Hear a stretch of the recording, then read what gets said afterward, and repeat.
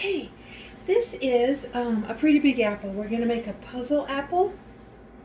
So you could use a fairly sharp knife like this. It'll also work with just a regular kitchen knife like you would use at the dinner table. I'm going to use a sharp one, so I'm sure it'll work quickly. And the first thing I do, I'm cutting halfway, but I'm not going to go all the way. I'm just going to go about halfway down my apple, like that. And then you don't have to do this, but I'm just doing it so you can see it. I'm sliding in a piece of paper so you can see where that slice is, okay? Then pick up the apple and turn it over. And this time, instead of slicing above where that slice is, turn it, and you're going to slice it this way, halfway down.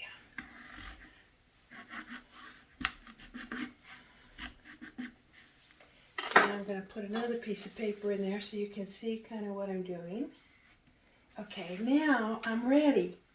I'm going to slice from the bottom of this slice to the top of this slice. I'm not going through the apple like this. Now I'm going sideways. Going to go one here. So I'm going blue to green. Right down. I can feel the core in the middle. And that's what I'm feeling for. This is kind of a tough apple, in truth. Okay. Now I've got it to there. Now roll past the next one. You don't want to go green to blue. You want to go to the other blue to green. So halfway across the apple, go to the bottom of your slice and the top of your slice and get them to meet. And there. Okay, now you can take these papers out because they're all wet and nasty anyway. And you should be able to just pull the apple apart like that.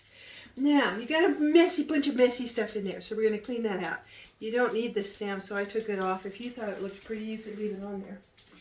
And figure out a way to sculpt all this out of here.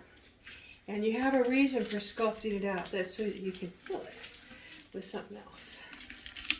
So you can't see what I'm doing there, can you? I'm taking all that middle stuff out, but I'm not getting to the edge. I'm just sculpting out of the very, very middle of my puzzle apple.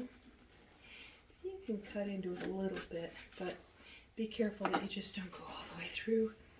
Apple seeds aren't really good for you, so try and get rid of all of them. There's a nice little hole there that I've left in the middle of my apple. And I'm not, okay.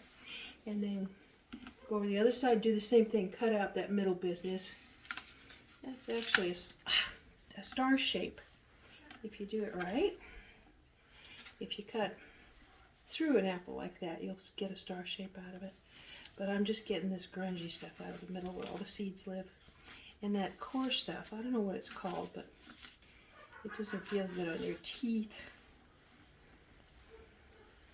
Sculpting in, sculpting in. You could actually do this with a spoon, I think. Now what you're going to have is a hole in there. So if you wanted, you could make it not only a puzzle apple, but also a surprise apple. And I might choose to stick some raisins in there, or you could stick some little marshmallows in there. You've got a pocket to play with. Don't put a message in there because it'll get nasty. Or you could put in some peanut butter and then put it back together. And nobody's the wiser that it's been cut into.